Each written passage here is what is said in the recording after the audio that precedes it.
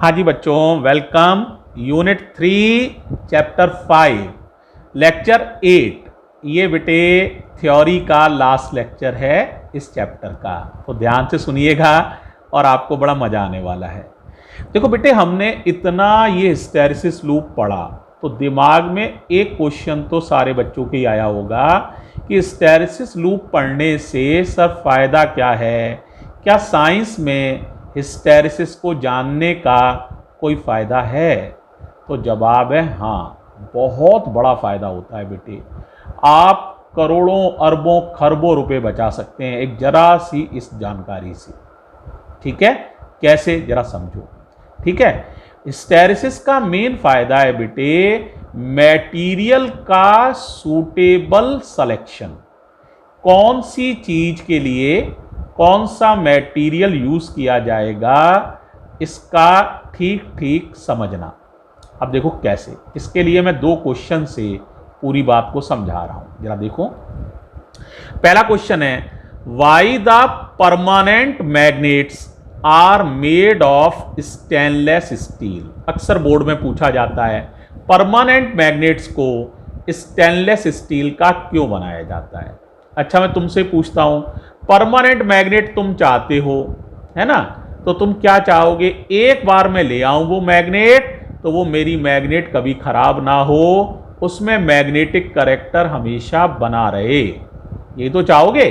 तो इसके लिए साइंटिस्ट डिफरेंट चीज़ों के, डिफरेंट फेरोमैग्नेटिक मटेरियल्स के आईएच कर्व या हिस्टैरिसीस लूप खींचते हैं।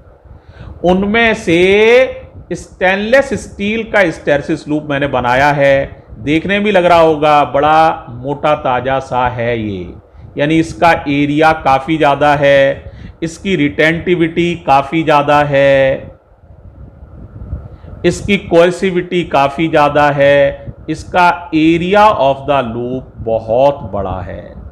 इसका मतलब यह है डोमेन्स के अलाइनमेंट में, भाई मैग्नेटिक कैरेक्टर का मतलब ही क्या होता है, डोमेन्स एक ही साइड हो जाए सो ही मैग्नेटिक कैरेक्टर आ जाता है। तो डोमेन्स के अलाइनमेंट में तुम्हें बहुत ताकत लगानी पड़ेगी, बड़ी मुश्किल अलाइनमेंट होगा, बहुत एनर्जी कंज्यूम करोगे तो अलाइनमेंट हो जाएगा डोमेन्स का। अब ये चीज क्या बन गई, मैग्नेट। डोमेन सारे अलाइंड हो गए, मैग्नेट बन गई। अब आप कहोगे सर ज्यादा एनर्जी खर्च करने से क्या फायदा हुआ? देखो बेटा, जिसका अलाइनमेंट जितना मुश्किल होता है उसका डिसअलाइनमेंट भी उतना ही मुश्किल होता है, क्योंकि इतनी सारी एनर्जी लगने से अगर अलाइनमेंट हो रहा है तो अब थर्मल एजिटेशन को भी इतनी ही एनर्जी लगानी पड़ेगी ताकि इनका रैंडमाइजेशन हो जाए, अलाइनमेंट टूट जाए, डिसअलाइनमेंट हो जाए, रैंडमाइजेशन हो जाए, इतनी एनर्जी लगानी पड़ेगी।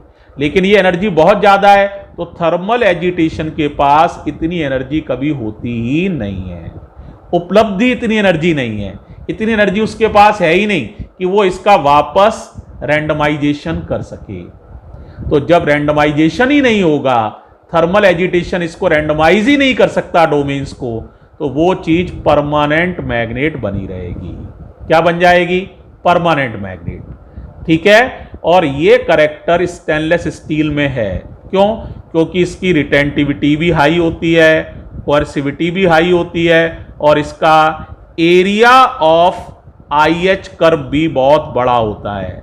इसके डोमेन्स के अलाइनमेंट करने के लिए काफ़ी एनर्जी की ज़रूरत होती है, और डिसअलाइनमेंट करने के लिए भी उतनी ही ज़्यादा एनर्जी की ज़रूरत है जो उपलब्ध नहीं होती है वातावरण में, जो एनवायरनमेंट में थर्मल एजिटेशन की वजह से नहीं मिल सकती है।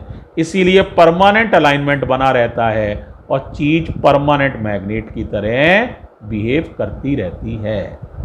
समझ आ गई पहली बात? एक और क्वेश्चन पूछा जाता है बेटे, उसका जवाब भी सुनो, जरा ध्यान से देखना। ये दूसरा सवाल है, पूछा ये जाता है, why the core of transformer is made of soft iron, या why the electromagnets are made of soft iron. दोनों का जवाब लगभग मिलता जुलता ही है। Why the core of transformers are made of soft iron. ठीक है, अब जरा ध्यान से समझना। पहले बताओ, ट्रांसफॉर्मर देखा है? गली के बाहर लगा होता है यार, अक्सर ही देखा होगा है। ट्रांसफॉर्मर क्या करता है ये मालूम है तुम्हें? कौन सी करंट चलती है ट्रांसफॉर्मर में से? एसी, ऑल्टरनेटिंग करंट, एसी चलती है ट्रांसफॉर्मर में से। ऑल्टरनेटिंग करंट समझते हो? ये बेटे अपनी ना पोलैरिटी लगातार चेंज करती रहती है, कुछ इस तरह की होती है। पॉजिटिव, पहले बढ़ती है पॉजिटिव, फिर कम होती है, अब फिर अपनी डायरेक्शन बदल लेती है, उल्टी डायरेक्शन में बढ़ती है, फिर जीरो हो जाती है, फिर उसी डायरेक्शन में फिर बढ़ती है, फिर जीरो हो जाती है। इस तरह से ये अपनी वैल्यू भी लगातार बदलती रहती है और डायरेक्शन भी लगातार बदलती रहती है। कौन? करंट। ठीक है, तो अगर करंट को मैं इस तरफ लिखूं, टाइम को इस तरफ लिखूं, तो इस तरह से करंट की वैल्यू भी चेंज होती रहती है, जीरो से बढ़कर मैक्सिमम, मैक्सिमम से घटकर zero, direction change opposite direction में मैक्सिमम, मैक्सिमम से घटकर जीरो। अब आप कहेंगे तो क्या हो गया सर? जानते हो कितनी तेजी से बदलती है? अपने इंडिया में जो एसी चलती है इसकी फ्रीक्वेंसी 50 साइकिल्स पर सेकंड है या 50 हर्ट्ज है, यानी एक सेकंड में 50 बार ये साइकिल पूरी होगी। 50 बार पॉजिटिव होगी, 50 बार नेगेटिव, एक सेकंड की बात कर रहा हूं। ठीक है, अब करंट से क्या पैदा होता है? Magnetic field. तो मैग्नेटिक फील्ड में भी यही बात आएगी कि मैग्नेटिक फील्ड बढ़ेगा मैक्सिमम, फिर कम होगा जीरो, फिर उल्टी दिशा में बढ़ेगा मैक्सिमम और फिर कम होके जीरो, क्योंकि करंट प्रोड्यूसेस मैग्नेटिक फील्ड। अब बताओ, डोमेन विचारों की हालत समझो क्या हो जाएगी। उन्हें आदेश मिलेगा कि देखो भाई मैग्नेटिक फील्ड इधर बढ़ रहा है इस दिशा में, तो सारे डोमेन से इधर अलाइन हुए। इतनी देर में नया आदेश मिला कि मैग्नेटिक फील्ड तो इस दिशा में हो गया, तो सारे बदल के इस दिशा में हुए।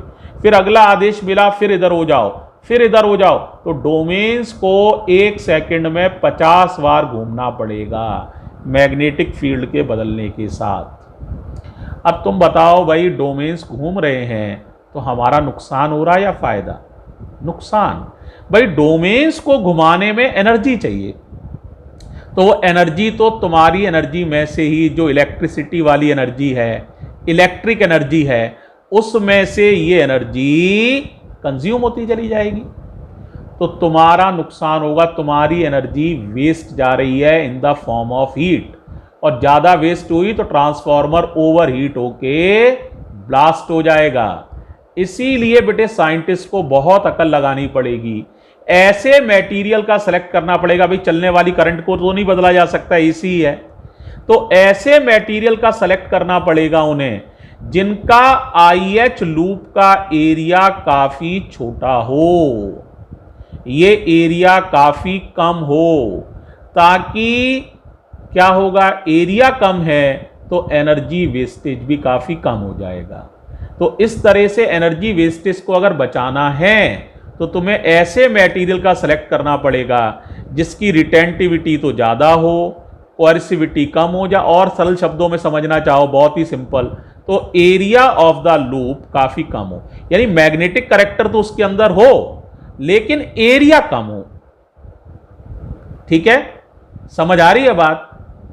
तो मैग्नेटिक कैरेक्टर ज़्यादा हो लेकिन एरिया कम हो। एरिया कम तभी होता है, एरिया कम होगा तो एनर्जी का लॉस कम होगा, इसीलिए सॉफ्ट आयरन का area of the hysteresis loop काफी कम होता है, इसलिए ये मटेरियल सबसे सूटेबल रहेगा ट्रांसफॉर्मर की कोर बनाने के लिए। अब सोचो, इसने 1 घंटे में ज्यादा नहीं 1 रुपए की बिजली बचाई, मैं तो बहुत सिंपल सी बात कर रहा हूं, तो बेटा एक ट्रांसफॉर्मर ने एक दिन में 24 रुपए की लाइट, 24 रुपीज की लाइट बचाई।